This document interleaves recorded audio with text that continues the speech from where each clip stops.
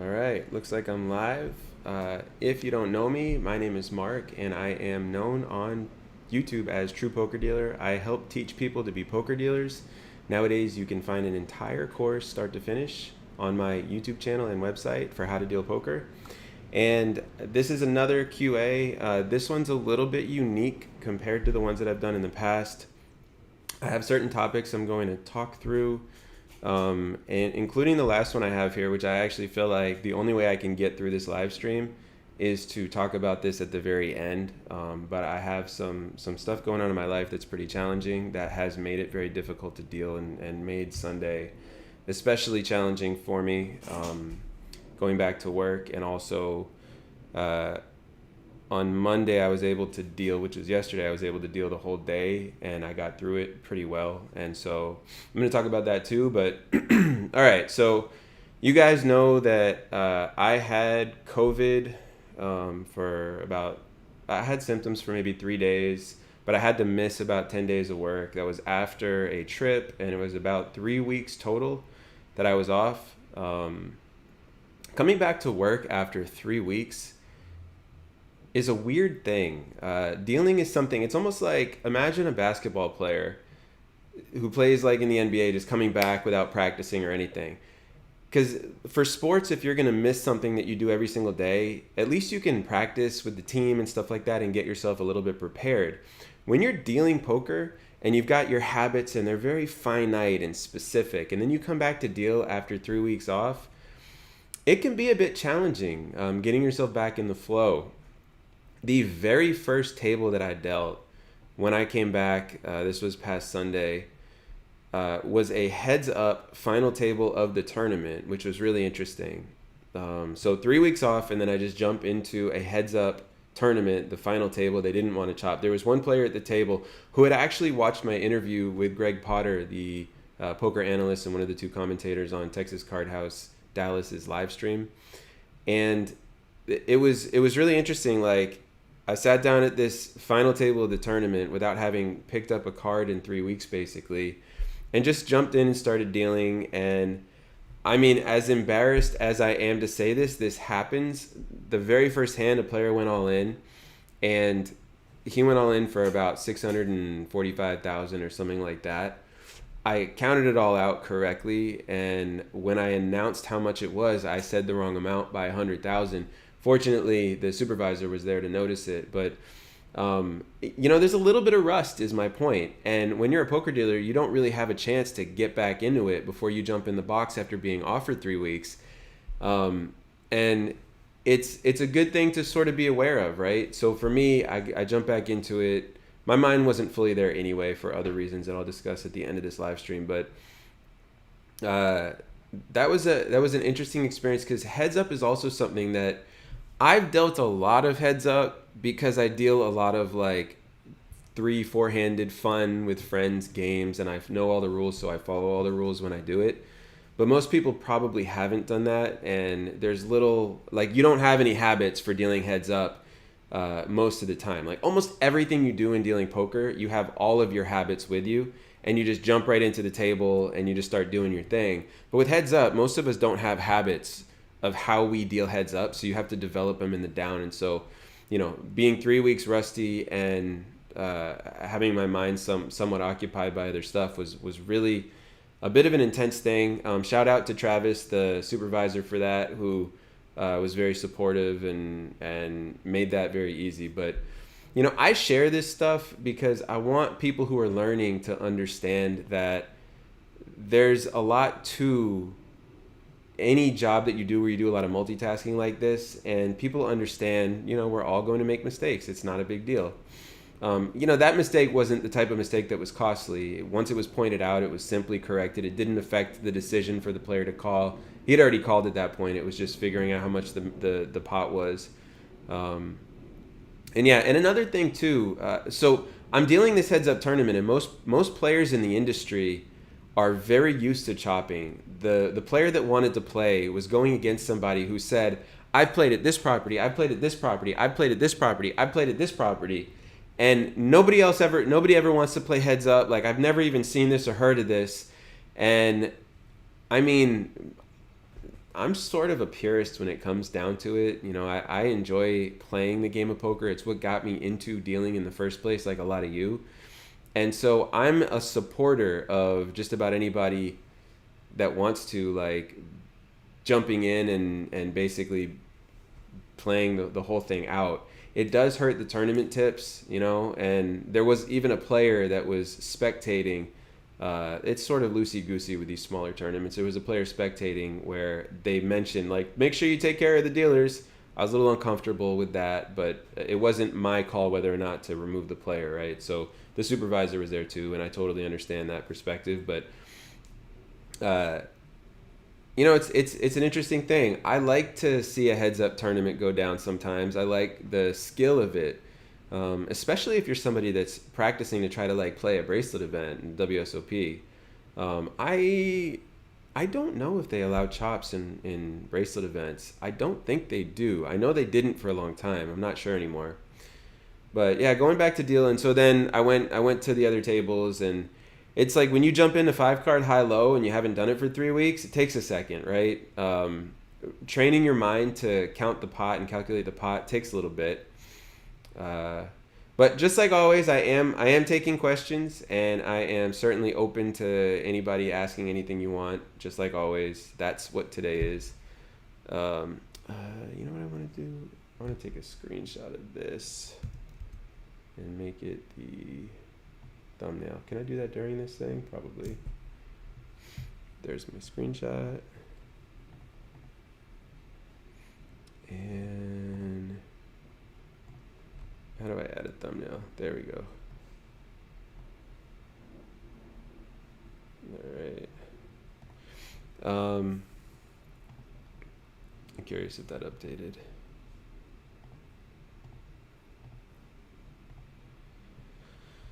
So yeah, so that was like the first part of my experience coming back. Now,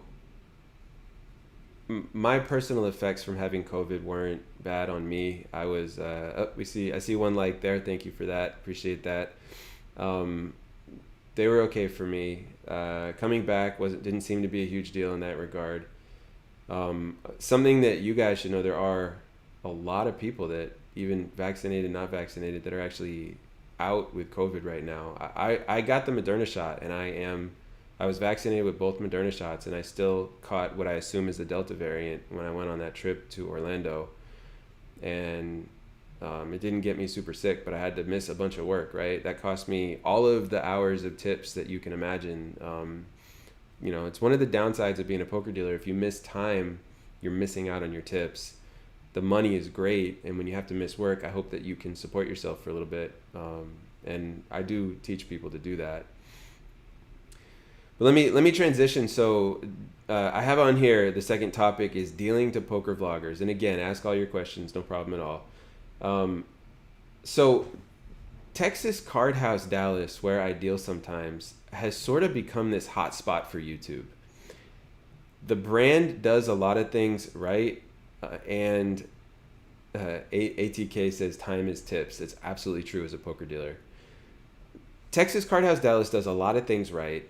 The first thing that they do right that gives them a YouTube presence is, you know, the brand Texas Card House has a very popular live stream where they put all the money and the work in.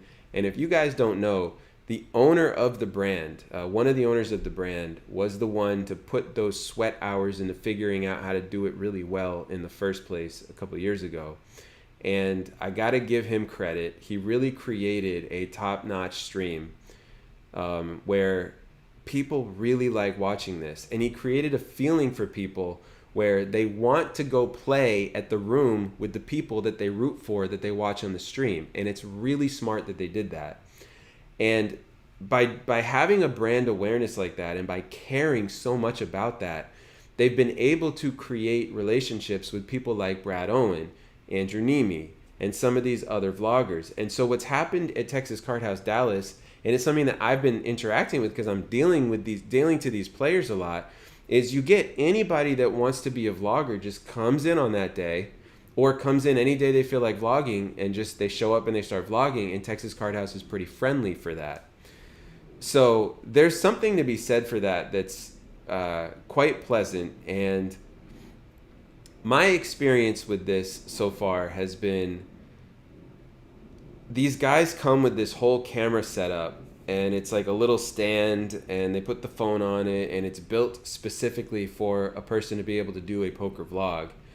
And they're sitting there, and you can sort of tell when somebody's doing this, right off the bat. Now, in the case of Next Gen, who was there yesterday, there were two people that I dealt to that were a part of the Next Gen Poker YouTube channel, and they do TikToks. And I mean, these guys are blowing up. They have one short video. They do a lot of shorts. One of their short videos is up over 7.1 million views, all right? They understand what they're doing. They do quite a good job. Their YouTube channel has about 35,000 subscribers, and they're smart, they're young, they're excited, and it's really cool actually getting to interact with people that are just like, you know what, we're going for it. We're just gonna make this happen. We want to be famous. We also want to share the experience of what it's like to play poker. And I just want to give a shout out again to Texas Card House for allowing them to thrive in the environment in a way that you could argue is safely, right? So the context here is they're not showing faces of anybody. They're not disclosing anything where a person would be found to be in the room. They're doing it in a way that's respectful to the room, and therefore the rooms respect them. And it's a really powerful thing that's happening right now because it creates a lot of excitement in poker. And so dealing to some of these guys has been interesting. I told a story previously about the day that I dealt to both Brad Owen and one of the members from Next Gen Poker at the same time at the same table. Well, they were doing the same thing they're doing today. They constantly hype themselves up at the table, and they point at the brand. They make sure that everybody knows who they are. They talk about it. And there is a little bit of a line there where you wonder as a dealer how this affects the game. You wonder as a dealer how okay this is. JP says hi. Hey, what's going on? And you sort of wonder whether the impact to the game is too much in a negative way. In my experience so far, it's been totally fine. But I've noticed that these players from Next Gen have some of their fans show up. I mean, Brad Owen and Andrew Neem had a ton of fans show up. But they have fans show up, and the table feels so different. And these guys have been playing 1-2 no limit. Most of the vloggers that come in seem to be doing 2-5 and higher. These guys play 1-2, 1-3 no limit, and it's really charismatic the way that they do it. Having conversations with them, and I sort of want to get into that. But JP says, I'm thinking of hosting some poker games at my house. I want to help my girlfriend learn some new stuff about simple dealing in poker. Where should I start from? So it's a great question. I mean, right on my channel, if you're trying to have her do some simple dealing in poker, I do teach a full course on how to deal poker, and I'll put this up just so you can sort of see this. Now, you can see it says full Texas Hold'em course, $49.99 a month. Now, to do this for free, to have her start, you could totally do that. This course that I have here is basically 38 lessons. The lessons start getting sort of long at about 19, but the first 6 lessons are totally free. You learn to shuffle, you learn to cut chips, you learn to pitch cards, you learn some of the situations. So if she has zero experience with anything, just go to the playlist that I have that's all Texas Hold'em lessons. Start there. The first 6 lessons are totally free. And let me know if that answers your question too. I like to make sure that I'm actually answering what's being asked of me. Yeah, I saw some at your channel. Perfect. Well, that's the best place to start because she'll get a sense of how to do the stuff with her hands. The first 2 videos I have in there, number 1 is how to shuffle. Number 2 is train with me, where I sort of break it down and slow it down. I do it a little bit over, I'm over dramatic about it. If you watched Friends, the episode where Ross is trying to pivot the couch up the steps, and he's like, pivot. I'm being like, all right, break it apart, and then I just do one slow step at a time, and it's sort of over the top and a lot like that. But that's a great place to start. And having her learn the fundamentals makes a tremendous difference. And then if it's something that you guys want to learn, my course is both intended for people that are going to deal in casinos, but also people that just want to learn at home. It's why I sort of put it at that low price point, because you can get what you want out of it in 1 month and be the best dealer at any home game as well. Certainly works. I kind of want to learn some chip tricks. It says NGL. I don't know if that's an acronym that I don't know what it means. I find that happens a lot to me. But, I mean, the chip tricks are things that sort of come with... Casino Dealer J does a lot of those types of things. He's got a newer YouTube channel, and you could check his out. I'm going to write that here. I think he does a lot of chip tricks in his stuff. So if you want, just jump on one of his live streams and oh, not going to lie. Thank you. Listen, I appreciate anytime someone teaches me anything. Everything's changing constantly, and I'm always trying to keep up, and I think I do a decent job, but I got to ask my questions, right? Yeah, so let me see. I'm going to put Casino Dealer J. Find his YouTube channel. It should be just called Casino Dealer J, and jump on one of his live streams and ask him. He might even show them live. I mean, he's awesome like that. He's a really cool guy. I mean, I can show you like a couple of simple ones right here. So I take these two chips here, and the question is, I don't teach this stuff on my channel normally, so I'm totally fine to do this because this isn't actually how to deal poker. We tell you not to do these tricks if you're actually playing or if you're actually dealing, right? But in order to flip a chip over the top here, actually, I got to make this bigger if I'm going to teach this. So let's go huge. All right, teaching this chip trick. I'm trying to find a camera angle where you can actually see my hand properly. So basically what you're going to do is you're going to go index finger and ring finger, okay? So you can see this is my index finger and my ring finger, and they're holding the chips here. And then the thumb comes on the outer chip, and you swap it using your thumb between the ring finger and the thumb, and that takes it out, right? So what do you do with that? Well, you use that method, and if you go quickly, you're going to be able to bring the chip up over the top and then snap it down on the other side. And I know I did that quickly, but I have to do that quickly because if I don't do it quickly and I try to show it by the demo, it falls out of my hand. But if you get to that point here where you take the chip up and you snap it on the other side, it just goes over. And this is something that like a lot of people do just in their downtime where they're just bringing chips over the top of each other as a fun little thing. And one thing that's cool about humanity is once we learn how to do something in one hand, we're usually able to do it in the other hand pretty well, sort of learn how to do it. So if you didn't catch that when I just taught it just now, you can go back after the fact and you should be able to see what I did here. All right, how do I gotta shrink this back down again. I'm gonna disappear for a sec. Where am I? Here I am. All right, there we go. Getting myself back to where I was. Let's see. You said, what do you think of online live casino dealers? Online live casino dealers. So in order to answer that, the first thing I have to do is understand what you mean. So is this a YouTube channel? Probably not. I think you're probably talking about the online casinos where there are live dealers for like blackjack and stuff dealing online. Let me check and see if that's it. But first, online live casino dealers. I want to see if this is a channel. No, it's not a channel. So that's not what you're asking about. So yeah, this is so my answer to that is honestly, I like it. I think that turning everything into remote where people are having fun and enjoying it is great, and I think that I mean, it's a nice thing being able to feel like you're in a casino at home. I think that it's very easy also to be irresponsible, and so that's a little bit scary. And I don't know how regulated it is in the U.S., so, you know, if you live in the U.S. like me, I'm not necessarily recommending that you do this. I don't understand the legality at all. But in terms of the concept, I really do like it. I was recruited, I want to say 7 years ago or something, for a project in Malta.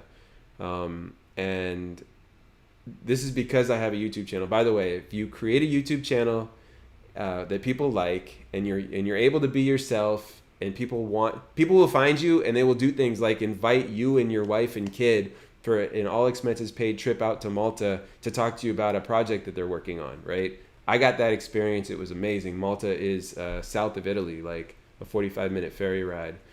And so that was something that they explored. They had a whole place rented where they were going to put in tables and dealers and have it be poker dealers dealing out hands. They basically had the belief for the industry, and if you guys want to make this one day, go right ahead. They had the belief for the industry that one of the things that people hate about online poker is they feel like it's rigged. They feel like it's not truly random. And a way to fix that is to have there be an actual live dealer dealing out actual live cards. And so I was recruited to train all of them, but the project never got to the point where it was completed. And so there ended up not being anyone to train, but they brought me out there and I got to do all that stuff in Malta, which was cool to experience all that. Let me see. ATK said it's more for show, talking about... wait, what was that talking about? I remembered the context at one point and then I sort of forgot it. I have to read this message. Like I said, I've got some stuff going on.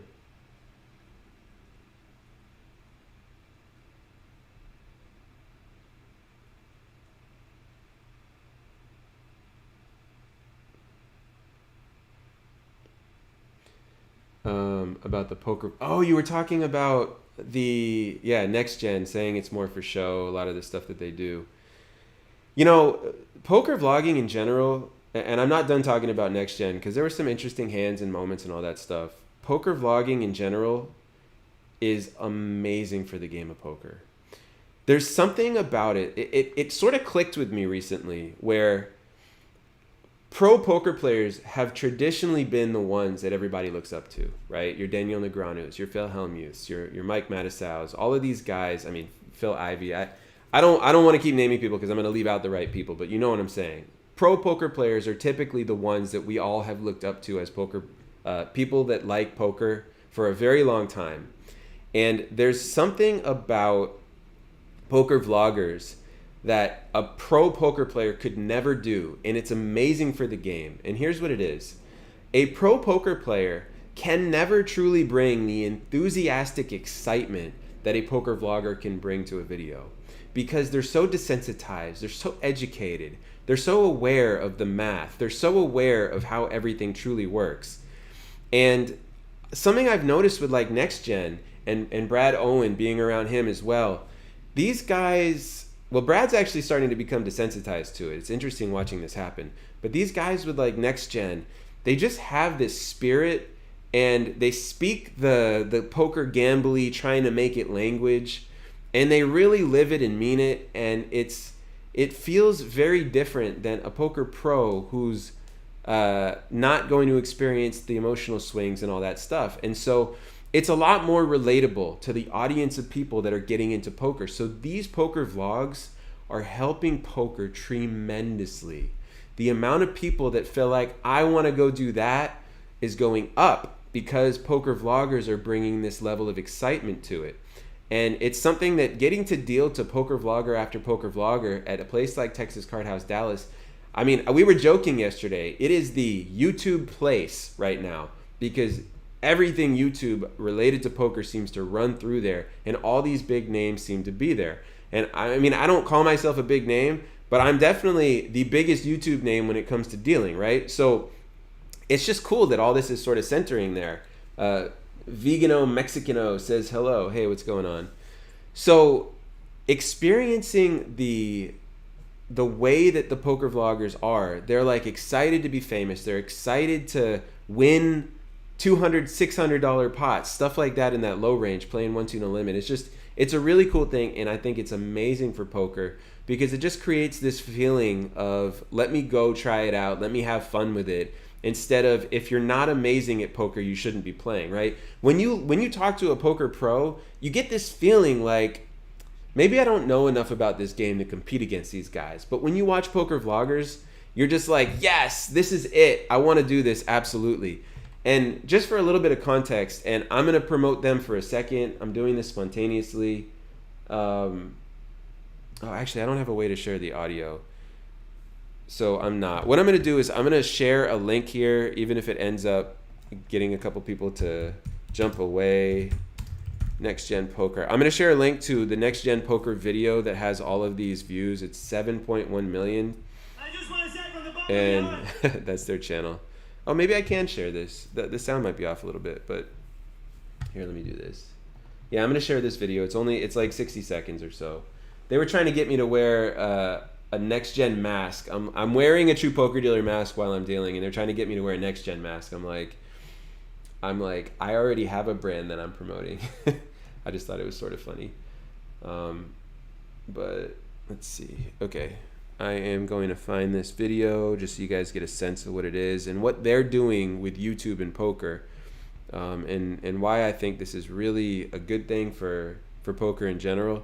I assume the LOL is because they were trying to get me to wear their mask. It's like you could see the wheels turning in one of the head of one of their, I want to say his name is Justin, but I don't want to be ignorant, but I already said it, so if I'm ignorant, I'm ignorant. All right, where's this video? I want to find it. 7.1 million views. He told me about it at the table. It actually went like this. He was asking me about how my channel's doing. He was telling me that he liked it. And I told him, you know, I have I have a video that in September is going to hit 1 million views, which is the shuffle video. And he's like, that's awesome. And he phrased it in a way that was totally transitioned appropriately. He's like, I don't want to steal your thunder or whatever phrasing he used.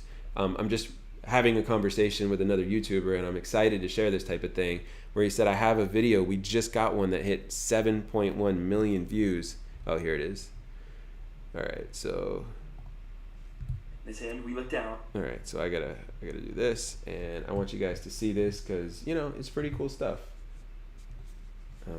Right here. All right, perfect. So we can hear it. This hand we look down.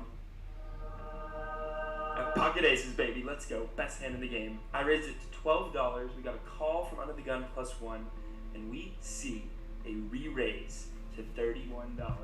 Music to my ears. Someone calls the $31. So the idea here that they put into this that I am really impressed with is they're adding little silly-ish graphics, but they're also pointing it out clearly and cleanly. In addition to that, they have a different view of the table. The vertical view actually makes sense for YouTube Shorts. I have a bunch of footage when I did a vlog, and I have 2 episodes that I'll put out at some point. It's so much work the way that I did it. I messed it up. But the vertical look for YouTube Shorts actually makes a lot of sense. And they speed the whole thing up so there's not as much downtime. And he does a good job with it. How insane. This could not get any better. Folds back to me. We got the best hand in poker. We got the stone cold cojones, the stone cold nutter butters. We're going to raise it up. I elect to raise to $122, around 4 times. So how lucky is he there, right? Like, he happened to get all this action in his hand behind him. That is a tremendous amount of action to have with aces. 3-bet under the gun +1 folds, and the guy who 3-bet me made it 31. He says all in. The caller folds. So I'm not going to show the rest of this video because I don't want my video to get taken down. But you guys, it's a 1-minute video. If you go to Next Gen Poker, you can see that and a bunch of other short videos that they do, and they do a great job. I should probably you could probably see I wasn't subscribed. I subscribed just now. I'm sure they'll appreciate that. So the question here is why there isn't online live poker. It's because table games the players play against the house. So like I was talking about the breakdown. I've done this recently a couple times on my live stream where I explain that the breakdown of how much money a casino makes based on slots, table games, and poker is it's like slots. I'm making this up a little bit. These are based on real numbers, but it's different casino to casino. But slots is something like 60-something to 70% of all revenue.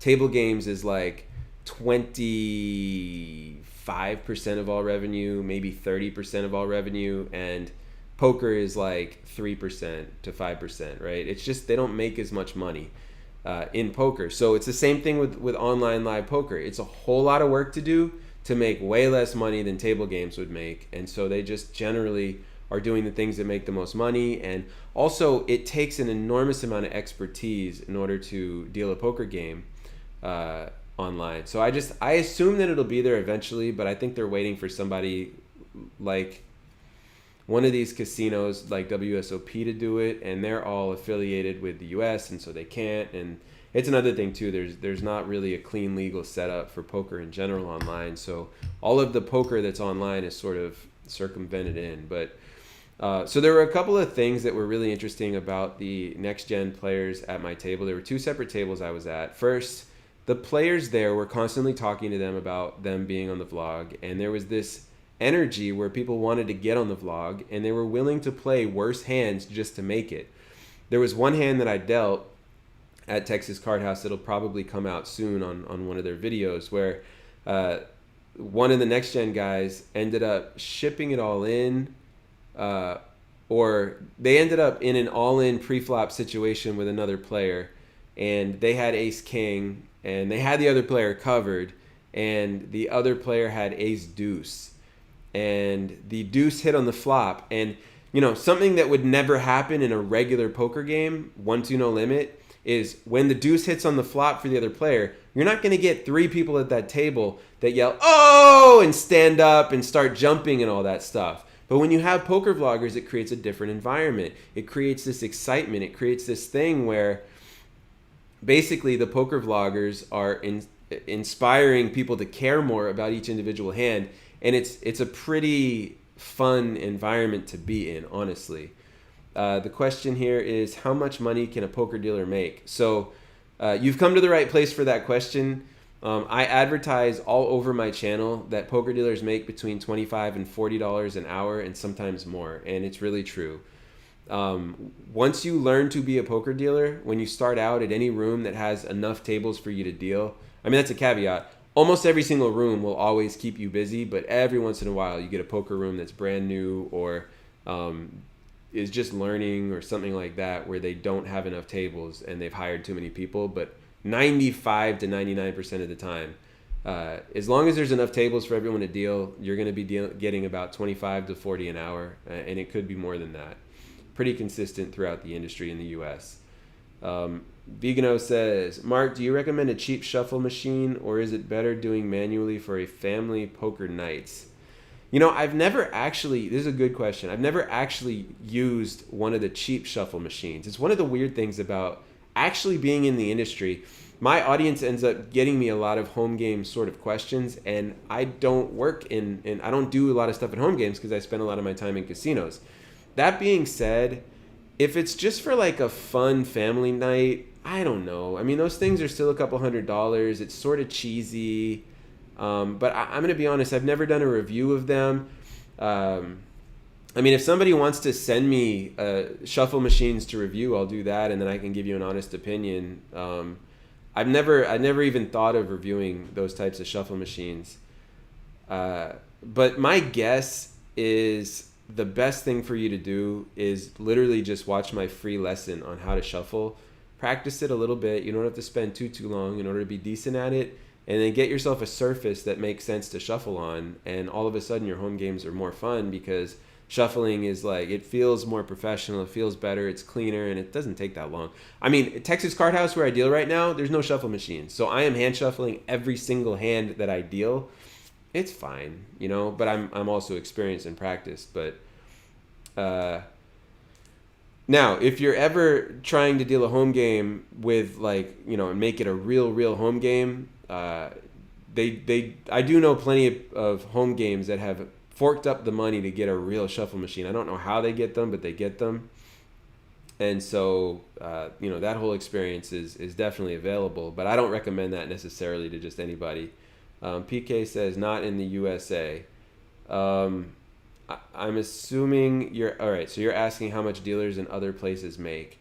I know a little bit less about the answer to that. So there's a lot of politics involved in the question that you're asking. For example, I mentioned that I went on a trip to Malta years ago. That was a paid-for trip to do some consulting, and they were talking to me about a project they were working on to train dealers, like real dealers, to be online dealers.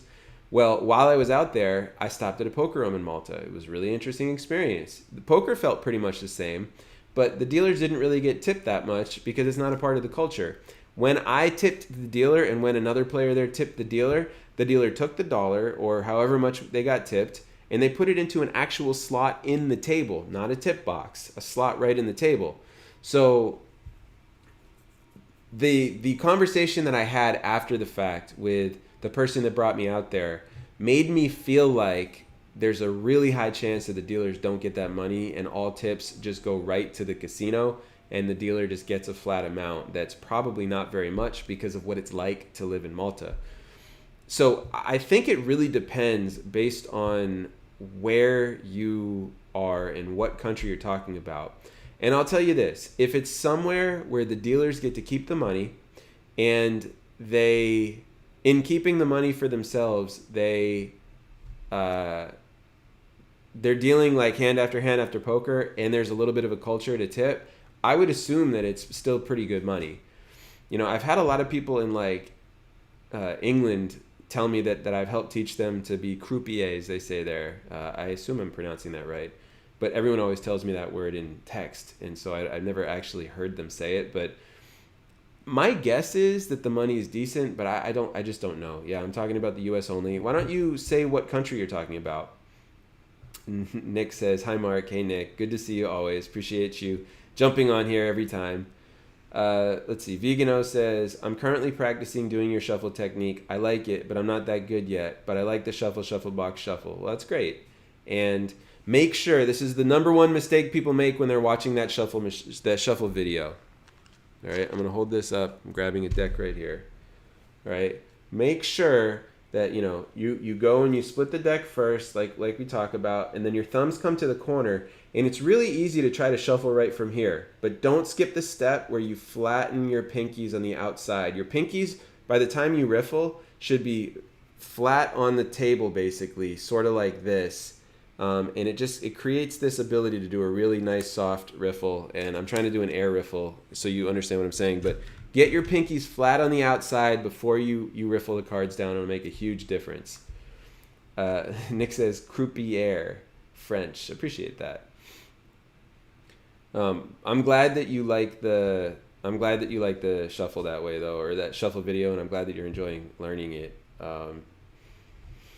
It's been really cool. Like there's a handful of different ways to shuffle that are all considered professional.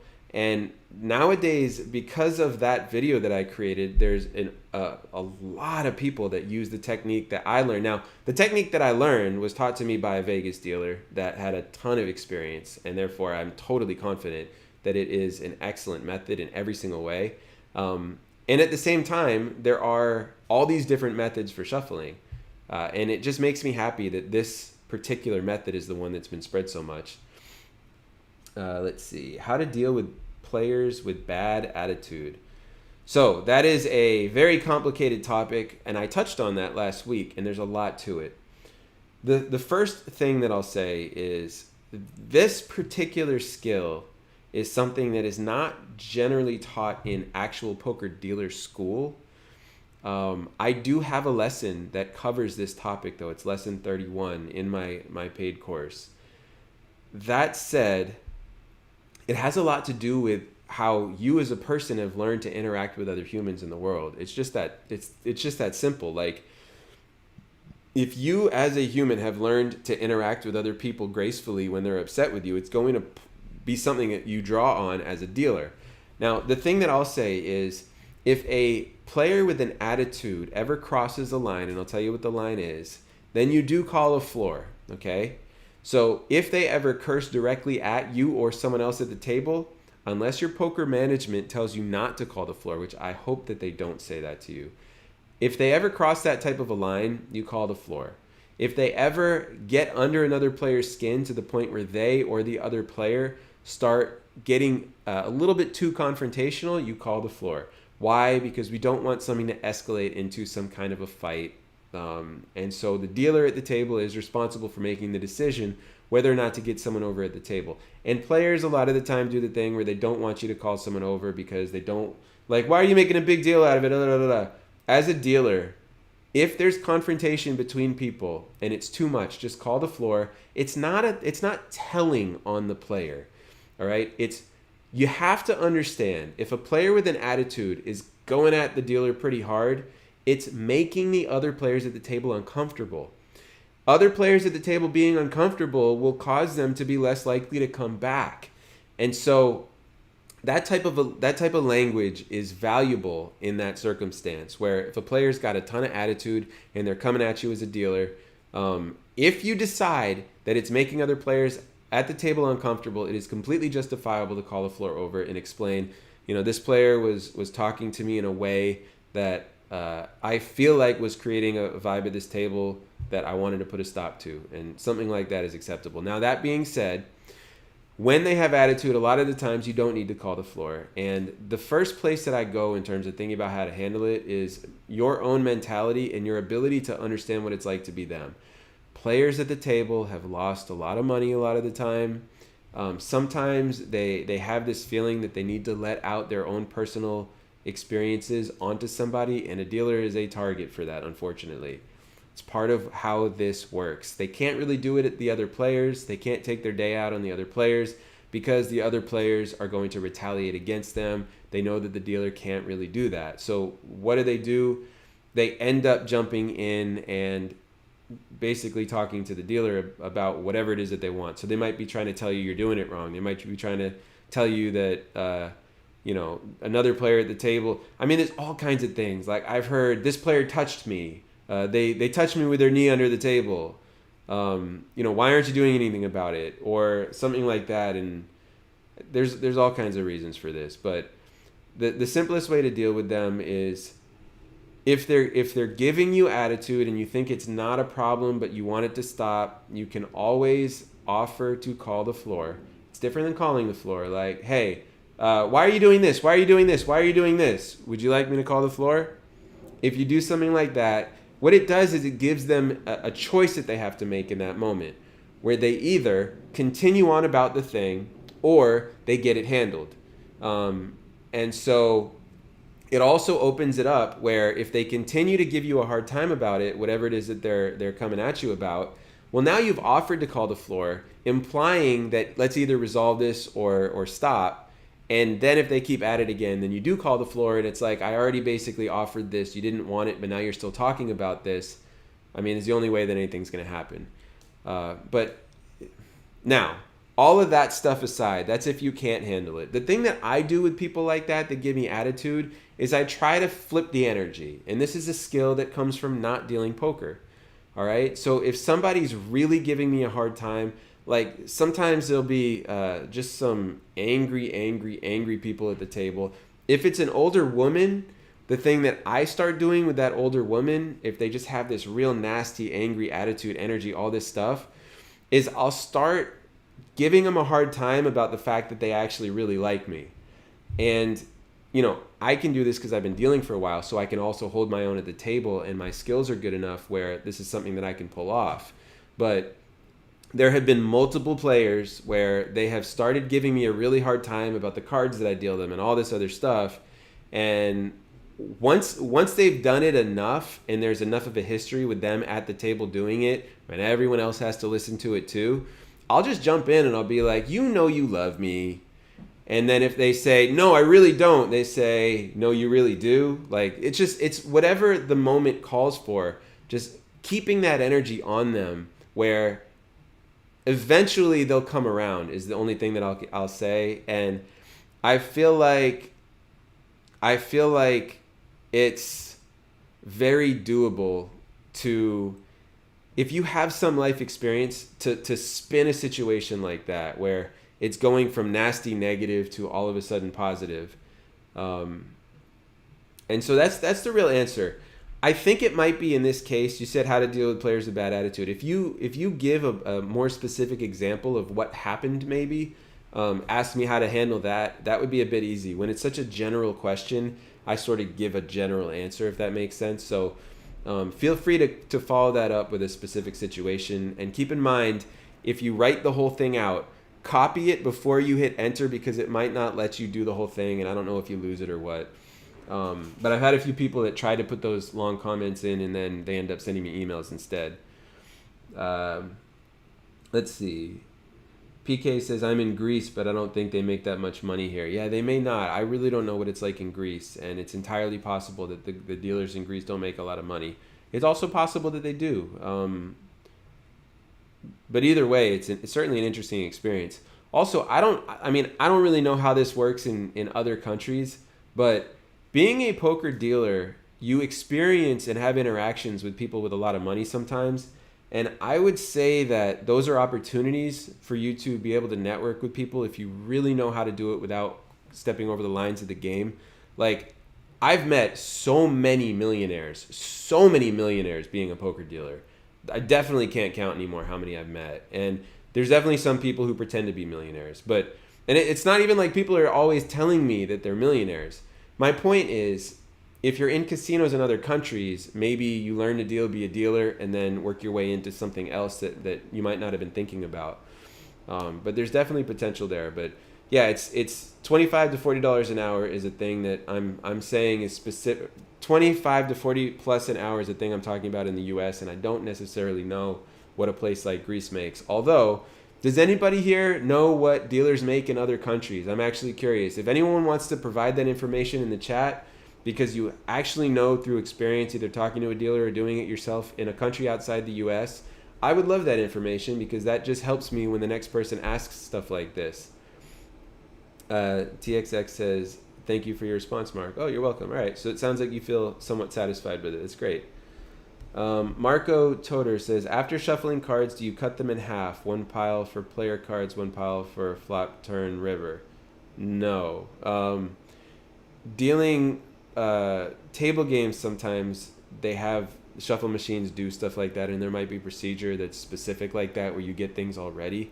But in poker, you just have the stub of the deck in your hand, and whenever it's time to take the cards, you just take them using the proper procedure right off your hand, or right off the stub in your hand. So the thing that's a little confusing, though, is you said after shuffling cards, do you cut them in half? So if you look at my first lesson, how to shuffle cards, on my True Poker Dealer channel, you'll see that the term shuffle is sometimes mistaken with the term riffle, all right? The shuffle consists of the following. Riffle, which is when you riffle the cards together and you push them together. Riffle, it's a second time, riffle the cards together, push them together. Box, where you take them off the top and put them on the bottom in a particular sequence. Another riffle, and then you cut the deck in half and put it on the cut card. And that mixes up the order so that the cut, makes it even harder for someone to follow a card, and makes it even more random and hard to keep track of. So the challenge with your question is, you say, do you cut them in half? Well, you sort of do. The end of the shuffle, which is still a part of the shuffle, is cutting the deck, but I don't know if that's what you're trying to ask. Vegano says, hey, thanks, Mark. You're welcome. D1 Keys says, hey, Mark, in bed with COVID symptoms right now, just joined the stream. Well, I'm really sorry to hear that, and I went through that recently, and that has something to do with why Sunday was the toughest shift I ever worked, and I'm going to get to that at the end of this stream. But I hope that you're feeling okay, man, and I hope you get better. Kala here says, hey, off topic, but I passed my table games eval. Congratulations. And then it says 1 out of 3. I don't know what 1 out of 3 means, but huge congratulations for passing your evaluation. Now, when you say table games eval, to me that means like blackjack and Ultimate Texas Hold'em and stuff like that. So I'm curious exactly what you're saying. The UK, it says €9 an hour in the UK is what poker dealers make, which is interesting and sort of makes sense. But if you do the math, wait, I said euros, but that's pounds. My apologies. So £9, I'm guessing that means per hour in the UK, which is, I think if you do the translation on currency, it's like $18 an hour out here because the pound is worth more, but that has to do with politics, and I don't really understand them all. So huge congrats to Callie here, and happy to hear that for sure. I did get an email from somebody recently telling me that they passed an audition also.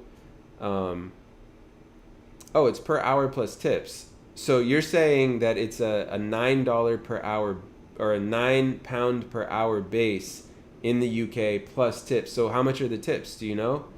I would love to hear that because people are trying to figure out how much they make total after everything. Let's see. Oh, 1/3. That's right. Callie here says, just watch the shuffle section, and you said take the the deck top or bottom 1/3. Yeah, so that is one thing when you're cutting the deck, and I assume everybody's going to watch the video before they just try to do this on their own and memorize it. You do take 1/3 off the top or 1/3 off the bottom instead of cutting it right in half. But again, I think that Marco might have been asking sort of a different question. Let's see.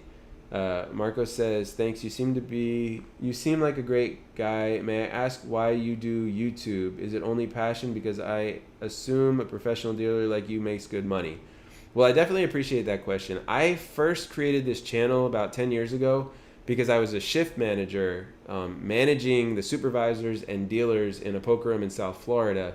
And what I found was a lot of the dealers that were hired back then did not have good enough mechanics, and I had to go train them myself a lot of the time. So I'd be in the back of the house during shift correcting stuff for a lot of dealers, and the thing that I craved was I just wanted there to be somewhere to send everybody so that they could go and just watch the video and correct themselves.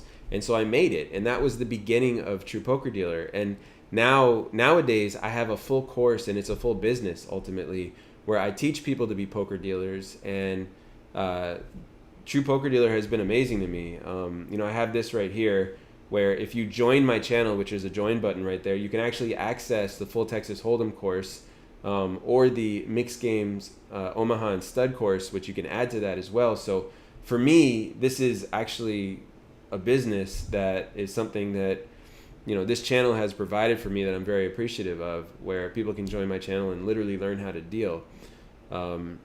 So here I answer these questions because one, I like it, and two, I actually have a business associated with it. But that took a long time to get to the business side of it. But there was someone at a poker table I was dealing a 2-5 game yesterday where I sat down with Tommy, who is somebody that I recently interviewed. We were talking about the mental game of poker, and he was sharing some things about the mental game of playing poker and how to meditate while you're playing poker and all that stuff. And he mentioned to the guy next to him who was asking, like, how do people make money on YouTube? And we had a whole conversation about how to make money on YouTube while I was dealing that particular table, which was interesting. But yeah, I do this because it's fun. I get to spend time with people that I enjoy talking to. You guys are really cool. Honestly. But I had to learn, and I talked about this last time, I had to learn how to be myself on camera. Is a really hard thing to do, to truly just be myself, be vulnerable, be honest, not try to be a certain personality. And I find myself still trying to have like a personality voice instead of myself at times. But for the most part, I'm completely relaxed to myself when I'm on here, and that makes it fun. Like when I do interviews, I'm just interviewing people I actually want to be interviewing. I'm not doing what I think is best for the channel. And it ends up working itself out that way, where when people come and ask questions to me, I'm myself. And what does that do? It makes it so that when I meet people that watch my channel in real life, I actually enjoy talking to them because they know the real me instead of some pretend me. So I don't have to pretend or be anybody else. I can just be me and have fun with it. And I do happen to have a lot of knowledge on the subject, where it's hard for people to find somebody that knows the stuff that I know if they don't have a lot of friends in the industry and they're trying to learn. So that's a lot of good answer. If you have something you're passionate about, creating a YouTube channel can be very valuable for sure, though. And yeah, I do make good money, but I also make money off this business is the short answer. So let's see. JP said, yo, I'm back. Welcome back. Eric says, going to deal my first tournament next Saturday. Any last tips? A little bit nervous. So being nervous is normal. I certainly appreciate the question. I get this question a lot. I'm happy to answer it every time. The first advice that I have is don't try to go too fast. I'm assuming this is in a casino and not a charity event. But if it is in a charity event, it's going to be a little bit easier. But let's pretend it's in a casino for a second. The players have an expectation of you. Okay, some of that expectation is they don't care that it's your first day, blah, blah, blah. Now, it is okay for you to sit down at the table and say, listen, guys, this is my very first table I've ever dealt, or it's my first day dealing. I got this, but, just understand it's my first day. Believe it or not, the players are going to probably be pretty nice about that. I even said that when I came back in March, when I came back to dealing poker in Dallas. I told them, hey, I haven't dealt in 5 years, okay? This is my first day dealing in 5 years. And they were all cool with it, the vibe that creates is one of a little bit more patience. And then the next thing I would say is do not try to go too fast. Speed will come with time. Just go at the pace that you're comfortable with, because otherwise the types of mistakes that you're going to make by trying to go too fast are going to be impossible for you to recover from. So just stay calm and focus on what you're doing to the best of your ability, and just deal the way that you learned, and it should be okay. And then as you go, this is going to happen on its own. You'll start training habits for yourself where things that you had to put a lot of thought into end up becoming a lot easier. You'll create your little habits, and everything will get simple. But congratulations on that too. That's awesome that you get to do that, and big thumbs up there for you. Only in Liverpool says, at the end of every month, the tips get shared between poker dealers. It's roughly around 150 plus euros per person, it sounds like. Pounds. Man, I keep doing that because I spent time in Europe. I definitely appreciate that feedback. So it sounds like the hourly is really the majority of it, and the tips are a couple bucks an hour. A couple pounds per hour out there. Each, you said. Yeah, totally. Interesting. Callie here says, I passed table games correct for Blackjack, Pai Gow, Texas Shootout, and Prime. I will start poker training soon, probably a week or two. Boss, I believe, has me picked for poker as I play poker. Yeah, that's actually a huge benefit to them. So if you're waiting now on gambling commission, if you are at a smaller casino where the dealers deal both table games and poker, or if you're somewhere that if you're someone they can put in poker in that situation. I interviewed the person who actually taught me how to deal poker. It's an interview with my friend Matt, and back then he explained that, like, I said, well, what made you choose to put me in the poker room? He's like, because you understood poker. A lot of the time you get dealers where there's a lot of crossover between table games and poker, where most of the people there just don't get poker. So anyone that played poker has a huge advantage, and for sure that makes a difference. Let's see. And then down below you said, I'm nervous about my first table too. When I get there, for sure slow down. I hear from everyone. Yep. Just go do your thing, and every table that you deal, you'll have a few things that you end up training yourself on that it's not like you even notice it. I mean, I'll give you a simple example, right? I'm dealing Omaha bomb pots, and it's $15 per person, right? And I have to keep track of the pot because it's PLO bomb pots, right? So I'm splitting, there's all these split pots and all this stuff. And the very first time I dealt one of these, I had 7 players at $15 each, right? I had to think, well, what is that? What's 7 times 15? It's not a number that I had memorized in my head. And so I just broke it up in my head. I'm like, all right, well, that's 30 times 3 plus 15, so 90, 105. Okay, fine. But the 50th time I do it, it's 105, right? I don't think about it anymore because it keeps coming up over and over again. Those are the things that get so much easier with time. I interviewed Naz on here, who is a dealer at the Hard Rock in Hollywood, Florida, and I talked to her right after she passed her audition, but before she ever dealt in the poker room. And I talked to her on the phone not too long ago, maybe a week ago, and she was telling me about how her habits are progressing and how she's speeding up and all that stuff. And I asked her, are you ready to come back and do the follow-up interview? And she said, not yet. I'm still not there yet. It takes time. And she's pretty smart, and it takes a lot of work and all that stuff. But, you get there over time. And if you expect it to, I mean, look, we're all in the internet era, right? If you expect it to come like that and get that instant gratification that you're used to really quickly, it's just not how it works. It's just like with anything that you do training for. Once you actually hit the ground running, that's when a lot of the learning starts anyway. And that's no different with poker. It's 2 to 6 months before you really settle in most cases. Marco says, how long do you think it takes for a newbie to learn enough to start working in some higher end casino or cruise ship? Well, every place has its own standards. A lot of it's based on how much access they have to people with the skill sets. Cruises sometimes will take people that are a little bit less skilled because there's a lot of crossover. So in a cruise, you might find people that deal table games and poker, right? It's not just table games. And so they might just get a bunch of dealers, and whoever's the best at poker, they might sort of throw in there. But I've never actually worked in a cruise ship. I've been on probably 8 or 9 cruises over the last 20 years, 25 years, and I've sort of experienced that. But it's really hard to tell exactly what that answer is. So I'm going to separate it and say, for high-end casino, you're probably looking at, let me see, you're probably looking at learning how to deal, passing your first audition in a poker room, working there for about 6 months to a year in order for you to be able to really truly slide into one of those rooms that has a lot of competition. That being said, right now in COVID times, it's a little bit different. Right now, most poker rooms are having a tough time getting enough dealers. And so right now, if you can pass one of my auditions, like if you learn how to deal and you can pass one of my auditions, a lot of places might take you if they can. I mean, even the rooms that used to have no trouble keeping fully staffed, I'm hearing that they're pretty thin. And it's just because a lot of people had to move on when everything shut down. So a lot of dealers, they're resourceful people. Like poker dealers are hustlers.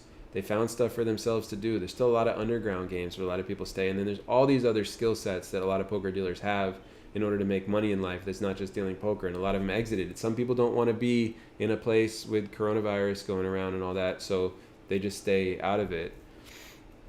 But yeah, I think that's really the answer. It's about a year of dealing in a casino in order to be like, I can probably do this at a higher end place, and then you got to still pass the audition. Let's see. Could you please help me setting up a home poker cash game? I'm thinking of like 50 cent $1 or 50 cent one pound blinds. Let me see. 1 pound blinds. Can you tell me some tips and tricks for hosting it? So I got a $5 super chat from Jelosi. Keep up the great work. First of all, big thank you for showing up and watching this, and you're awesome. Thanks for the great content is also what you said. Appreciate you. Jelosi is someone that I've actually interviewed on the channel before, and I'm going to ask you right now, please check out Jelosi's YouTube as well. She does DIYs, and she is a poker dealer. There's not many poker dealers that have multiple sets of skills like her, but thank you so much for supporting that. You're making me feel a little bit emotional right now because of what I got going on that I'm going to talk about at the end, but I appreciate that very much.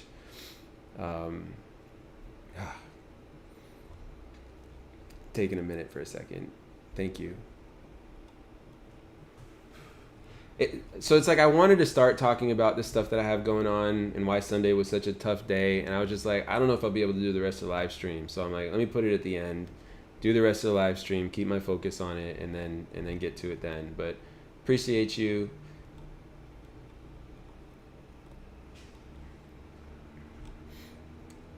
Let's see.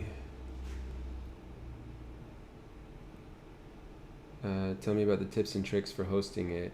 So I've only hosted a long time ago. I've done some tournaments, and those tournaments were like 2 tables in my garage at home, and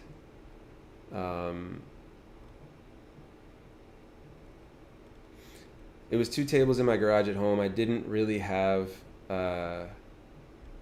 like cash games at all.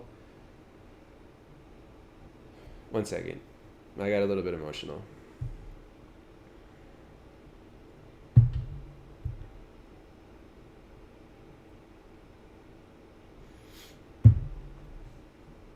Thank you, Jelosi.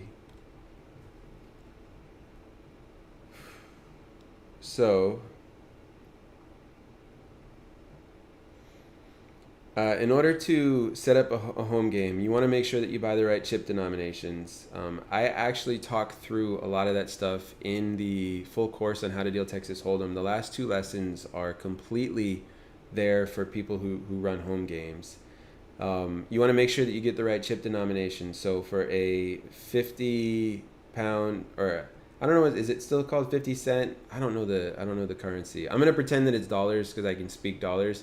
For 50 cent $1 blinds, you'd have to make sure that you get 50 cent chips. You probably want like maybe 100 of them. You want dollar chips, you're probably looking at maybe, I'm thinking for one table, you probably want like,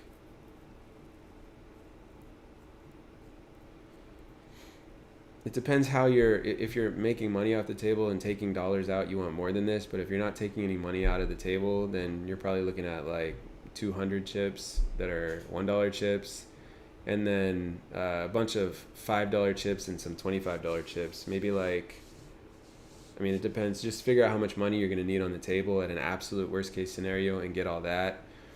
And then I would suggest that you got to get a table with decent chairs. People are going to be sitting there. You want to get cards like these. If you find my video on how to take advantage of True Poker Dealer, the channel, you can find links to like which cards I recommend getting. You want to make sure that you have some good foam. If you have an actual poker table, ignore this, but if you don't have an actual poker table and you're doing a dining room table or something, I would probably suggest getting some type of foam that's like let me see, not that thick, but you need a little bit of foam in order to be able to get under the cards. Like, I have a mouse pad right here, but the mouse pad is too thin to shuffle on. It's too thin to run a poker game on smoothly. So I would recommend something a little bit thicker than that. And I have some links to stuff like shelf liner works well under there. Getting actual foam at Joann's Fabric, something like that could work really well. Although out there you won't have it. Just Amazon might be a good place. I don't know what Amazon's like out there either, but and then you're talking about the rules, etc. So everybody is fine with that. You get a set of 500 chips, should be enough for 6 to 7 people. Well, maybe. I mean, depends how many you're in. I sort of gave my recommendations for what I think about number of chips. I did a little bit of overkill though. You can usually get away with it without more. Personally, I do prefer 1,000 chips for any game being hosted. As a minimum is what I'm trying to say. But 500, it can work. You just might have to make change. And if you just have different colors, then you have to like say what each color is. And please make the white or light gray chips would be $1. Red chips would be $5. Usually blue chips are 50 cents, or there's a lot of different colors for that. Forget it. Green chips are usually $25. Let's see. The buy-ins for 50 cent $1, I'd probably say, I mean, I guess a $25 min to a 100 max for a home game. I mean, you could do 20 to 100 if you wanted to let people buy in lighter. That could be fine. Let's see. Yeah, let me know if that was the type of stuff you're looking for. The rules, I would go to, what is it, pokertda.com? Let me see. No, it's TDA Poker. No, it's pokertda.com. I would go to pokertda.com and then figure out the TDA rules, and then you just have that whole set in front of you. And I do also have a set of procedures, casino quality procedures. So send me an email if you want me to send that to you. And I can send that to you. I put my email at the bottom of the chat. So that has a full set of rules for everything related to poker. Let's see. Joel says, hello, Mark. Do you have any European pros or people who constantly tank and slow down your game immensely, affecting your income? Any tips on getting them to act to maintain the fluidity of the game? It's a really good question, Joel. Texas Card House, the players act very quickly in general, and the players themselves put pressure on people that are taking too long, more so than anywhere else I've seen. As a dealer, you're sort of at the mercy of them doing that, and the players can choose to speak up if they want. In terms of me as a dealer, when I am dealing a game and a player is taking too long, as long as they're actually thinking about poker, I've never come up with a way to speed them up. I mean, the game is there for them. The house has more of an interest in speeding them up if you take a rake out of every pot than if they pay time. So if it's a raked game, Maybe after you get tapped out from the table, you can go and tell your supervisor, hey, this person's really slowing the game down. Keep an eye on it. And as a supervisor, I have walked up to a player and said something to them. I've said, hey, you're really slowing the game down. You need to act within a reasonable amount of time. And I've actually watched players at a table that have been doing that. But it's rare that I've actually got to the point where I've done that, where I've spoken to somebody about it. But it does come up. I mean, I guess the real thing I'd ask is, what type of a decision are they making and how long are they taking? There's reasonable and there's not reasonable. So that certainly depends. But it's interesting that you said European pros too. You sort of called out a group. I don't know that European pros do that in my experience, but I do believe you. Graffiti said, thanks, you're welcome. It's small local spot. Oh, cool. So the poker room you're at, both jobs seem at great. Way of mapping great. I don't know what you're saying here. Rep after rep, then repeat. Let's see. Luke says, hi Mark, I'm in day 2 of training school at Asper's Casino London. I struggle with flicking my middle finger when I pitch. All right, well, here's what you do. Can't guarantee this will work, but like a lot of the people that complain about this, what you're doing is you're pitching like this and flicking the middle finger. You swing and you miss sometimes. If you angle your hand, your palm more toward the ceiling, then you don't miss anymore. So just try that, exaggerating that palm to the ceiling instead of staying like this. It changes your finger from going like this. Look at this motion and think about how it interacts with the card, to going like this, where it's going to kick the card. Can't avoid it. So give that a shot. Let's see.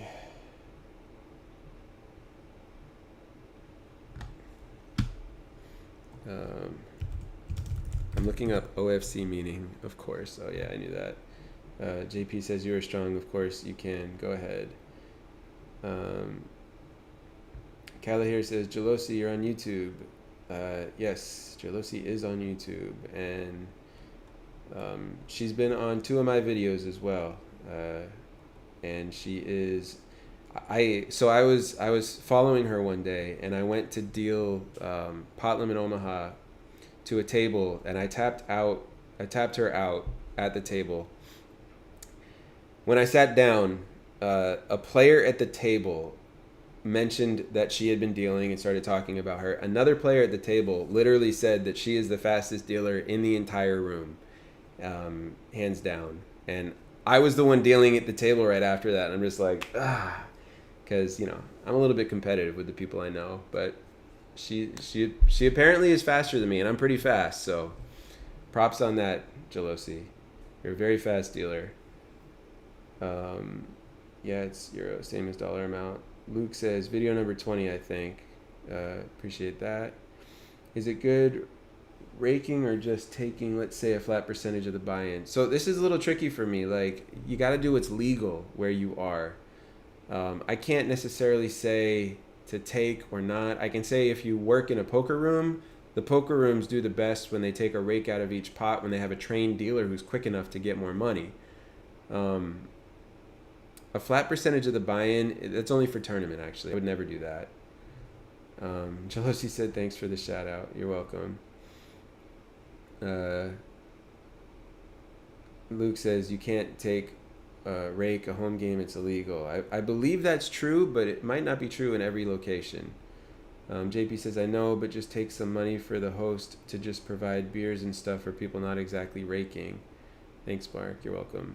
Yeah, I mean, I get that. If you're trying to get some stuff paid for, I mean, you could do fun stuff too. It's almost like I would do regular stuff at poker first and then start adding fun stuff. But you could do things where you take $20 from everybody who gets there, and the highest hand gets it at the end of the night, right? So someone's gonna win, and you put a whiteboard up, and whatever the highest hand was the whole night, whoever gets it gets the money. Hold it for them if they end up leaving. Usually you don't want them to be stuck staying there if you're going to do that. Luke says at JP, if there is a tournament, you can take some, Cash games, no, don't do that. Have a tip jar for food and drink if it's a home game. Home game is meant to be a friendly game. Tip jar is a great way to do it, yeah.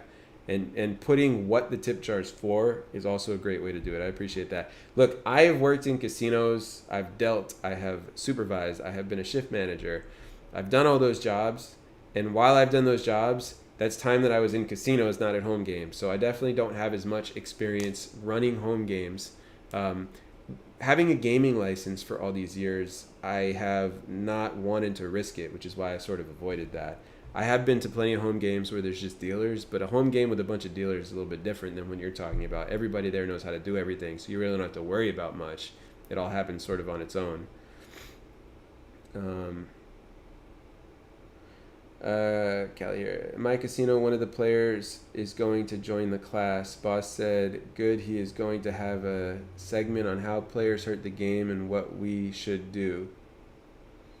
How players hurt the game and what we should do. I think you're talking about sort of as situations come up, how players can damage what's happening. JP says, agreed, Luke. Jalosi did the laughing face. Luke says, at JP, if you want to do a tournament at home, say 10-pound buy-in, 10 players, you can make the prize pool 90. Yeah, that's something you can do. Jalosi said, I learned from the best. Thank you for that credit. I appreciate that very much. I did train Jalosi years ago. That was a lot of that was in person. Let me see. Luke said, I can do the shuffle in 30 seconds right now because I'm a beginner. Any advice to get it down to 20 seconds because that's what is expected of me by the end of my training. Just got to practice it more. And I sort of mentioned this earlier. One thing that makes a difference, especially if you're using my shuffle, when you put your thumbs at the corners of the cards like this, a lot of people keep their pinkies flat or curved like this when they go to shuffle, and their fingers are sort of bent and they don't know what to do with them. Once you get your thumbs under the cards right here, if it's perfectly under the corner where you have real control over it, you're going to be able to flatten your pinky on the outside as it's down there. Watch how I do it in the video. My pinky is flat on the edge of the cards. It makes it a lot easier to get the cards to just fall nicely. So, but practice while you're watching shows, practice while you're doing stuff with downtime at home. It makes a huge difference. So, all right, I'm going to jump back to talking about today's topics. I had an interesting situation where there was an Omaha hand that was an Omaha, a 5-5 PLO table. And the 5-5 PLO game ended up with a $2,265 all-in that was called. Both of the players decided to run it twice. The pot before that in pot limit, the main pot was something like $1,500. So it's a pretty big pot, right? The player with the worst of it had a set. They had second set. They were up against a made straight. They didn't have any redraws to a flush. So they were just sitting there with a set. And they ended up winning both rivers. The board paired both times.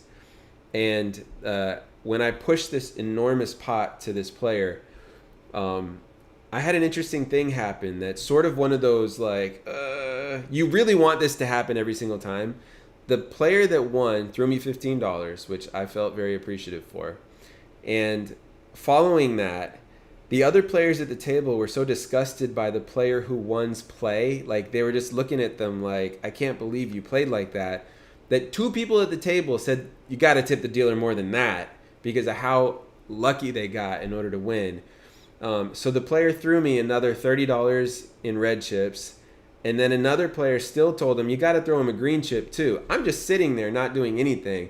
And he threw me another green chip. And, it's an interesting thing where when you deal somewhere where the players really take care of you like that, I felt incredibly appreciative. And I wanted you guys to hear that this stuff happens. Like, this is a part of it. Now, as a dealer, you can never say anything like that. You can't get the players to do anything like that. But if it happens on its own, it works out for you, that's a good thing. So I thought that was a cool little moment to share because moments like that where you end up getting taken care of at a table like that, it really makes a difference in your day. It's a substantial difference in the day between when you start and when you end up finishing. So, shout out to the players that took care of me. I think it's interesting because these guys were like, some of them are dollar tippers too. And, I mean, if they're going to tip me $1 each hand, I have to respect it. It sucks getting stiffed. Getting $1 each hand is what it is. And I appreciate every single dollar that comes my way. And I guess the way I feel is if they're not going to tip me more than $1 themselves, telling someone else to do it and getting them to do it, okay, right? It was an interesting hand. You don't experience it quite like that very often, but stuff like that happens in different ways all the time. Figured I'd share it. Luke says, how can you do it? One of the trainers can do a set. Oh, I think you mean how quick. Yeah, how quick can you do it? One of the trainers can do a 10-second full shuffle. I don't really have a table here. I mean, it's going to be hard to do on this little mouse pad here, but let's see what I got. I don't have a cut card, so we'll have to pretend that I don't have a cut card. Let me get this stuff out of the way. So, are you talking about with a full wash too? I can't wash the cards on this. I won't be able to pick them up. So, it's just, there's 1, 2. I can't pick the cards up off the mouse pad. This is why I say you got to get foam. And then cut. So, however fast that was. It's funny getting called out for stuff. I do want to one day do like a dealer challenge thing where I have dealers that I know come and do a series of fun challenges. I'm not sure how long it'll take to do that, but hopefully that was satisfying for you to sort of get your answer. Okay, so I'm going to talk through why Sunday was the toughest shift I've had to work. What is this though?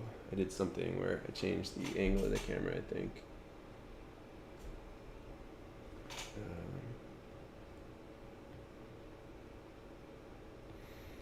Jalosi says, I had a player that told another player to tip me $10 and he would show him his hand. Easiest $10 ever. That is awesome. And I'm guessing you get some more situations like that than I do. And I get a decent amount of situations like that where like a random thing happens. I get included in it to get money and I just end up getting a cool benefit from it, which I always appreciate. Oh, I think I moved that. That's what happened. Luke says, yeah, she did it with the wash as well. Thanks for your tip on the pitch. I'm getting better already. Excellent. Jalosi says, all the time. Love it. Let me see. Jalosi, they were talking about you yesterday while I was dealing at one of the tables, just talking about how pretty you were. And then they were talking about how there was this one player at a table that was so awkwardly like coming at you in the like I want to date you way, and the other players at the table kept changing the subject. This person, or there were 2 people that said this, they kept changing the subject and making it so that you could get free of this conversation. That, I mean, as a dealer you're just stuck at the table, right? So when somebody's trying to like get your number or whatever it is, I don't know exactly what happened. They were talking about this stuff, and then they were saying like there's a lot of pros about being a woman dealer, and there's also some cons for sure. So I get to share that story too. Okay, so why was Sunday the toughest shift I've ever had to work? So you guys know. So first of all, I want to say this. I come on here being myself. Okay, I choose to do this by just really showing up as myself, because I find that by being authentic all the time and just being me all the time, I'm much more able to connect with the audience and get people to trust that I am giving real information. I mean, it's hard to build trust with somebody, right? Am I trying to sell a course, or am I just here being myself? And so I choose to show up and just be myself and be authentic and all this stuff, whether I'm on YouTube or talking to somebody in the real world, or doing just about anything. And so I do show up this way. And one of the things that comes as a result of that is talking about the difficult things sometimes. So my youngest son turned 7 on July 26th, and for that my dad, myself, and my two kids went to Orlando for a Universal Studios trip. Now, going into this, we had a lot of information about COVID, and the adults were vaccinated, the kids were not, but they're young, and that hasn't seemed to be a problem for the most part. Unfortunately, long story short, I got COVID, and so did my dad. Over the next, I want to say, so he ended up going back home up north, and that was July 26th. We got there. We left on the 30th. By the 1st, he had COVID, and he was in the ER, and it kept progressing. And I hate to say it right now, but this is true. He's literally fighting for his life right now. And taking something like that where I need money in my life, and so I went into work, going into work a shift, I literally felt like I was going to cry like 4 times, and I only worked for about 2.5 hours. Texas Card House does this really nice thing where they allow a dealer to go in and pick up the end of somebody's shift. And so there was somebody that wanted to leave early, and so I figured I needed to test whether I was going to mentally be able to work and keep focus. And so I went in to pick up someone's shift. They started at 11 o'clock. I got there at 4 p.m. And so I only had to work a couple hours. And yeah, it was like 4 tables, and I felt like I was going to cry like 4 times, and it was really hard. There were a lot of people that I hadn't been there for 3 weeks because I caught COVID and couldn't go into work. So I was finally better. And here I was dealing with all this stuff on the inside, going and taking it to work. And I had a lot of people give me a hard time in a joking, friendly way, like, "Where you been? I thought you quit," all this stuff. And it's like I went in, I wasn't even mentally prepared how to handle that, right? So at first I froze, and I didn't really know how to say it because I knew I would start getting really upset if I started talking about it. And I had to I'm glad I gave myself that short 2-hour shift because I wasn't sure if I'd be able to go back into work. And I ended up having a conversation with my close friend. I used to mentor him. He is now the GM of Texas Card House. And Victor, big shout out to you. This is how you are in your life and the way that you run things in general. It was really interesting having someone that I used to mentor. I taught him how to supervise back in the day. I helped train him to deal. I hired him as a chip runner, hired him as a dealer, promoted him to dual rate, all this stuff back in the day. And I helped train him. I didn't do 100% of his training. It was spread throughout the staff, but I was somebody that definitely took a liking to him. And now here he was, somebody with some experience in loss, talking to me about how to handle this situation with my dad in really serious condition. He's on a ventilator right now. He's heavily sedated, and we just don't know what's going to happen with him. And it's weighing on me every single day. And I appreciate Jalosi for sending the super chat as a nice thing, and I understood that that's where it was coming from. It's a way to show support for what I'm currently going through and what my dad's currently going through, especially. But going into work and having to deal with that was really tough. And I told Victor, like, I don't know if I can work. I feel like I need money because I don't know how long it's going to be before I can work again if something happens and I have to go and take care of it. But I just don't know if I can. And he basically told me that the way that he in the past has approached something like that has been to just funnel all of his energy into whatever it is that he's doing. And I don't have experience with loss quite like this for somebody that's really close with me. Like my dad, is someone that I feel very, very close to. And so that advice allowed me to go home and think about how to do that, okay? So I went and I built a mental path for myself. When somebody asks me where I've been, I'm just going to tell them it's been a tough 3 weeks. Leave it at that, right? So I don't have to actually take on that energy, because over and over and over again, I had people talking to me about COVID, and I had people talking to me about, where I've been. And I needed a way to have that conversation with people in order to be able to get through it. Now, in terms of COVID and what my dad's situation is like, I want to share this just for the sake of anybody that wants to be educated on what actually happens, because this is something that COVID's been around for 18 months, but I didn't really understand. And I genuinely mean that. And I really wish I had. My dad, his doctors told him after he went through chemotherapy which finished last February. They told him that he is not immunocompromised. He should be fine. 2 months later, he got the vaccine. He got the Pfizer vaccine, and he got both shots of it, and he was told that he should be fine to go out in the world.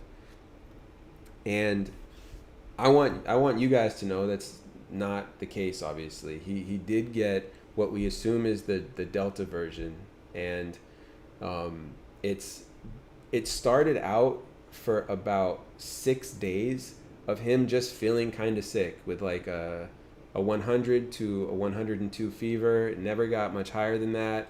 It was pretty consistent. He said that it felt sort of like he had the flu, but not quite having the flu, like right before he had the flu. And he ended up going to the hospital.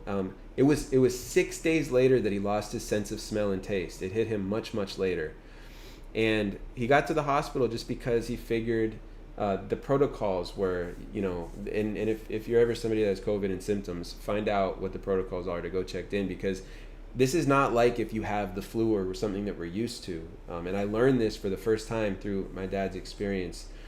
This can get very serious very quickly, and you don't realize that the way that you feel is not necessarily reflecting what's happening, because as soon as he got to the hospital, they put him on an oxygen, they started measuring his oxygen. And it's not something that you think to do, but what happens is the lungs stop being able to take oxygen in. So he seemed pretty normal, but pretty quickly he had to start receiving oxygen, and he wouldn't have known it if it wasn't for getting his oxygen monitored. And then it went on to more and more oxygen, and then eventually he needed ventilation, which, if you don't know what a ventilator is, the first thing I want to say is anybody that ever goes on a ventilator has a significant chance of not making it. It's that serious. I since then have done all the research and read all this stuff, and I'm sharing this because this is what I took with me to go deal poker, and I had this with me yesterday, and this is what I took with me to start this live stream earlier. And when someone goes on a ventilator, they have to put them in anesthesia to get the thing started. They had to get permission from the family since he was not capable of giving his own permission. So my brother is the one that they ended up contacting, and they had to get permission for that. And it's a whole procedure. And this is something, he's been on a ventilator. I think this is going on day 6 now, so it's the end of day 5, and it's just very intense, and they got to wait for his lungs to heal, and then they have to, after his lungs heal, if it's able to get to that point, which I'm hopeful, but it's really scary. If his lungs heal, then it's a whole long process to get him off of the ventilator, and there's all these things too, because ventilators are not meant to be something that someone uses for this period of time. It's literally breathing instead of him. His lung muscles aren't doing anything. They're going to be weak, if he can get through this. And it's weighing on me a lot. And I appreciate anybody that's still watching right now for what it's worth. Like, I know that this is sort of downer stuff, but COVID is a different thing than I thought. All of a sudden it became much more personal. I walked into the poker room on Sunday, and I don't blame the person that said this for saying this, but I was having a conversation with somebody that works there, and there was somebody else that works there that was nearby. And when I was having the conversation with that person, I told them, my dad's in rough shape. I explained a bit of the situation, and then I talked about how I had COVID and I got through it pretty easily. I lost my sense of smell for 18 hours and it came back. It was super mild the whole time. They said they got COVID before. They described what their case was like. And then somebody else chimed in without really being aware of the whole conversation and was like, yeah, but did it kill you? Like, is that brush off thing? Stuff like that is tough to be around. But so that's why my shift on Sunday was the toughest shift I've ever had to work, because I came in carrying this knowledge that, I'm being very positive. As Jalosi has told me recently, stay positive and keep thinking positive thoughts and put that out in the universe and all that stuff, and I appreciate that energy very much. And so I will say this is definitely going to work out, and we're gonna all give him a hard time about scaring us later, but it's a very serious thing that's weighing on me all the time, for sure. And taking that to a job where you feel like you have to work in order to get money is tough. Watching all these people without masks on is tough. Understanding, having done research, that the Delta variant is incredibly contagious. I have 2 kids that are in school. This thing is spreading through children like wildfire too, and it's not the same as the original one that didn't seem to affect kids very much. And it's just, the whole thing's got me in a lot of ways. Marco says nobody realizes what it's like until they feel it on their own skin. Don't pay attention to that and don't try to explain. I appreciate that. Yeah, I mean, I said this earlier, and you were probably listening then. I want to show up here as me, and I want to show up here honestly with what's really going on for me. And my mind is very much on my dad, and jumping on the live stream is something that I'm happy to do to sort of stay normal while everything's going on. And I definitely appreciate that. So lightening the mood a little bit, Jalosi responded, LMAO. It was pretty awkward, referring to when I was talking about the poker player that was hitting on her when the other players at the table were trying to like change the topic. I do wish I had seen that. Stuff like that was always funny. I would love to have a video of something like that too. Tony says, is $1,000 a week as a poker dealer considered a good pay? I mean, it depends how many days a week you're working. But I mean, I will tell you, when I work 4 days a week, I'm usually making more than that. However, $1,000 a week is, I mean, it's good, right? Like, nobody's going to complain about that. That's, let me do some quick math here. I guess, it totally depends how many hours you're working. So, if you do it in 10 hours, it's amazing. If you do it in 20 hours, it's phenomenal. But, and if you do it in 40 hours, it's pretty solid, is what I would say. Jalosi said, thanks for being authentic. I appreciate that. Yeah. And like, you know, now I'm trying to think, if I can't work, I don't know what I'm going to do exactly. You know, I do have the business at True Poker Dealer, which definitely helps. And I appreciate all you guys a lot, but a lot of stuff to think about. It's definitely a different world for me right now. You know, I mean, I will say this: I wrestled with whether or not I felt guilty for setting up a trip that he ended up going on, where he ended up getting sick. But I mean, we researched Delta a little bit, and we just 100% did not feel like him getting COVID after being vaccinated would be a problem. And the doctors basically said, now that he's in this situation, they're seeing that he is immunocompromised, even though his previous chemo doctors ran tests on him and told him that he wouldn't be. So, I mean, it's a whole world of stuff. And, you know, to anybody that's watching right now, I know that this is sensitive stuff. I am very open to answering questions about how any of this stuff works, because this information can save lives.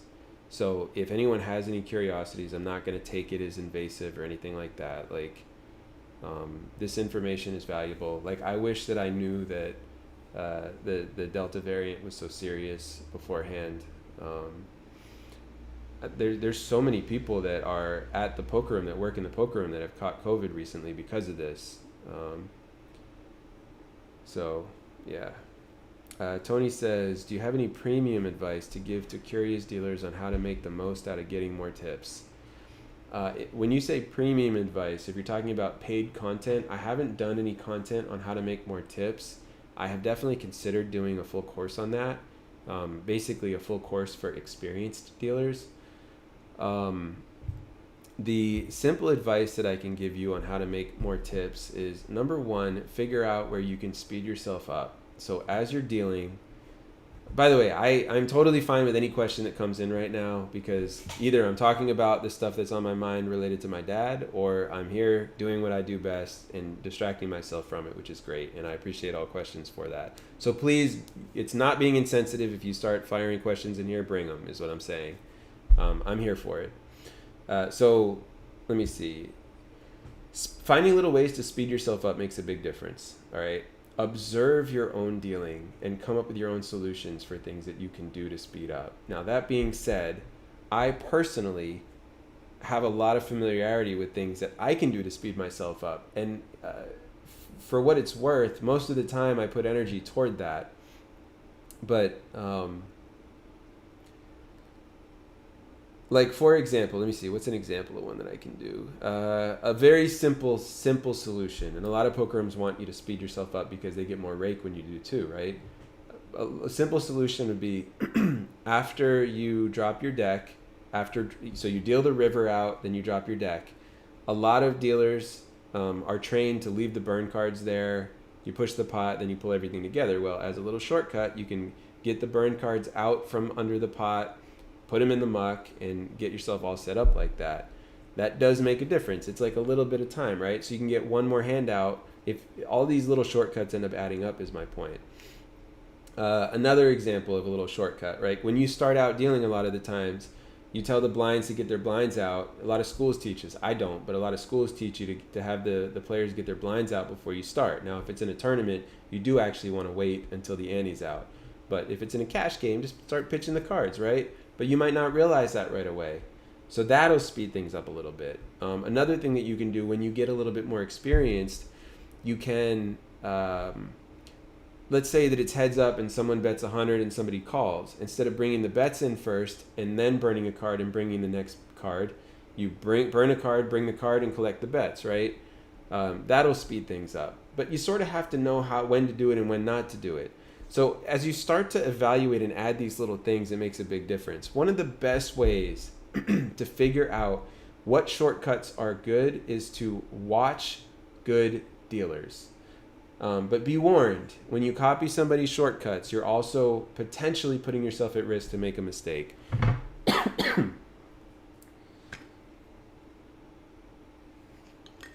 So, I always give this example. When I first started, I watched this dealer copy another dealer, and there was a dealer that would take the burn cards and the muck and the stub and all put them together and square them up after they bring the river. And so another dealer started doing it, and I was flooring. Now, the dealer that they learned it from understood what they were doing fully, okay? They only did it when there was no possible bad beat. One of the requirements of the poker room was you had to have the stub, burn cards, and muck all verifiable in order to pay out a bad beat. So what this dealer would do was, if there was no possible bad beat, they would mix all this stuff together. They would leave it there if there was a bad beat. They wanted to do it so they could speed it up and get more tips. Well, the other dealer that saw them doing it didn't ask them, hey, is this something I can do? They just started copying it. And it was a good thing that we noticed it, because they didn't end up voiding any bad beat, but they were doing it on boards that had possible bad beats. In this room back then, it was aces full of jacks, beaten was the bad beat with two cards in your hand. And so, that's an example of when this type of thing can happen. And so understand that if you're going to copy somebody else's shortcuts, you might be putting yourself at risk to make mistakes. So just really understand what you're doing. Playing poker can really help as well. If you go to a poker room and you play like 1-2 no limit, you can watch what the dealers there do. Take some notes, and then when you're back dealing on your own, if you see something if you saw something when you were playing that you can use to speed yourself up, try doing that for sure. Excuse me. Other than that, most of the ways to make more tips come down to being likable and charismatic and understanding. Learning to give players a hard time in a fun camaraderie way is really valuable. If a player is, think about it as matching their energy. Okay, if a player's coming at you with a certain calm, friendly energy, if you can mirror that back to them, then you're going to be likable and they're going to want to tip you more. If players have poker is fun energy, you can mirror that energy, they're going to like you and then they'll tip you more. And understanding which players tip the most and then mirroring their energy can make a huge difference as well. A lot of players in poker rooms are sort of used to confrontation and all this stuff. So I give them shit, right? But I do it in a completely not over the line way where it's like, instead of like, hey, you're stupid, it's more like, really, you had to do it that way. But it has to be about something that was, universally understood that they were sort of funny about, right? So you got to really pick your spots, never put yourself in danger of being over the line there. But those are probably the best tips I could give you. And yeah, there's just a lot to this answer. I could put a whole course together, and it's on my list. Marco says, nobody realizes what it's like until they feel it in their own skin. Don't pay attention to that, and don't try to explain. Oh yeah, you said that. And then Tony said, Marco said, I'm hoping your dad recovers, but remember, without tough times, we wouldn't have the good times. Appreciate that very much. Totally agree with you. It's something that it's almost like utopian theory, or I don't know if utopian theory is a thing with the terminology, but the concept of if everything was always good, then it wouldn't feel good, it would feel normal, right? I appreciate the perspective very much. Thank you for that. And I do totally understand where you're coming from there. As for poker, did you ever meet any famous player or deal for them? Well, I mean, I think the most famous poker player right now is Brad Owen. I think he's probably at the top in terms of fame-wise, because he just has such a huge following. And I got to deal to him, and it was a really cool experience. I actually have a live stream video that you can go back and watch that's available to anybody, where I talk about my experience dealing to Brad Owen. And I dealt to Andrew Nemi as well at that time. These guys, Brad especially, is incredibly likable. I think it's really funny that a guy who would probably blend into the background in most cases as a poker player has shown his personality to the poker world and has gotten this like real, genuine, positive response that now he just, it's this whole thing where he's a really like genuine guy, and he's also got this little bit of humor he has in every single thing that he does, which is pretty likable. Let me see. Other than that, what's the name of the guy that was the tall, goofy guy who was in Whose Line Is It Anyway? Ryan Stiles. He's one of them. He used to come to a room that I started in up in Washington State. He lived out there. Let's see. I mean, he was pretty funny all the time, but that's an improv show, so you can imagine. I only saw him for a short period of time when I was flooring, though. It wasn't while I was dealing. Who have I dealt to that's been famous in different ways? I feel like there's definitely a list of people. I mean,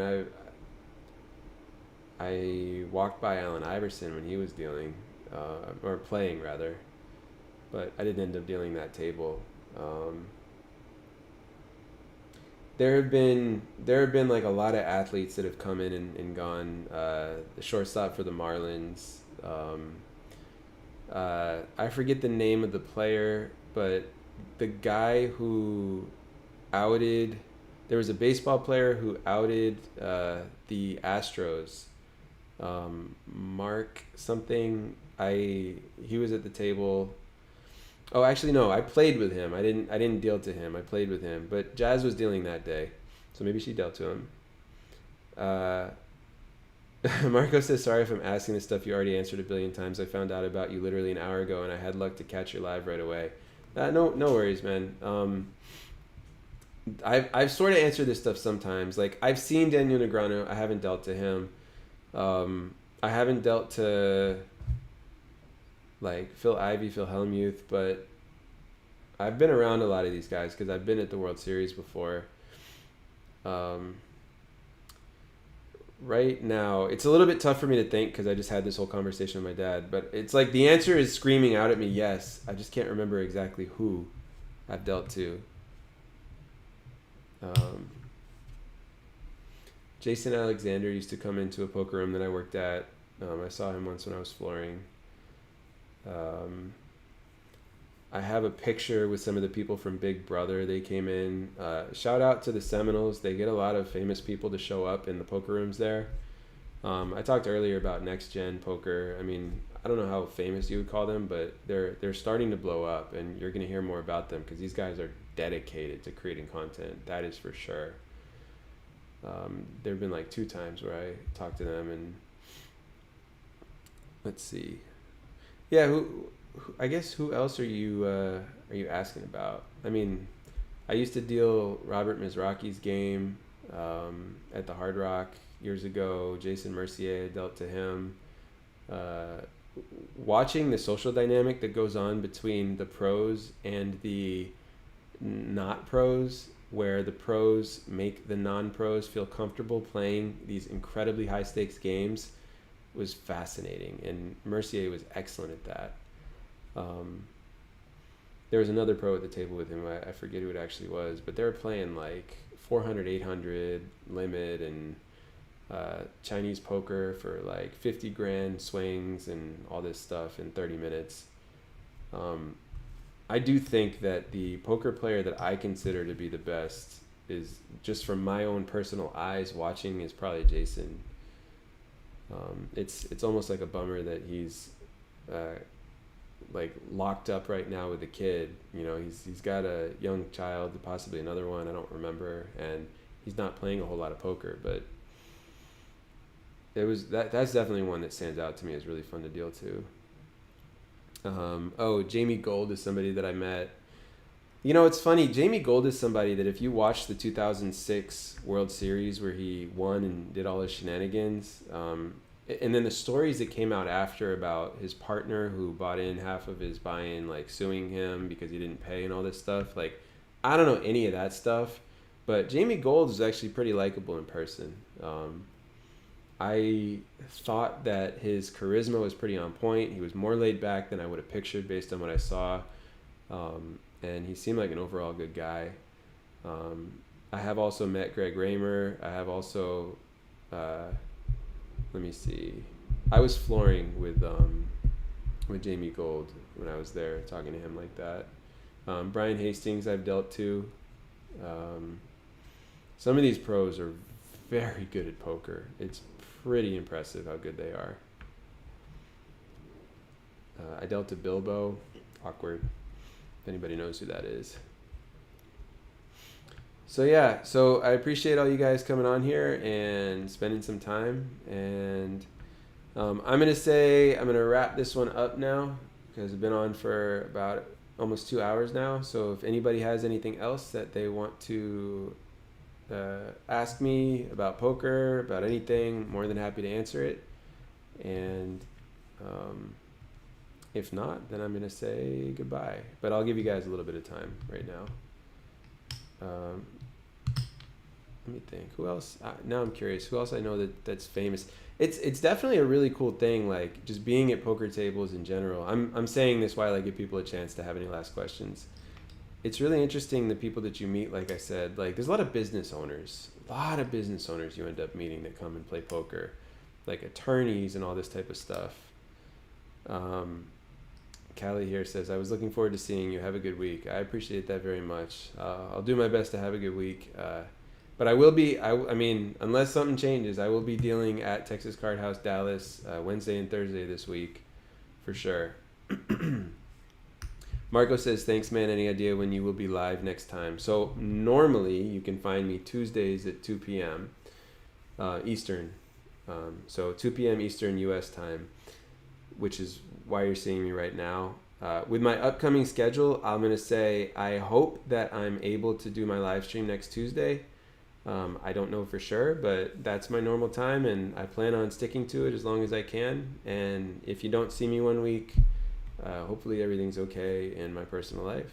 And I'll be back at some point for sure. But yeah, I would just say next Tuesday, 2 p.m., chances are I'll be there, Eastern U.S. time. And appreciate you guys, and I will see you next week most likely.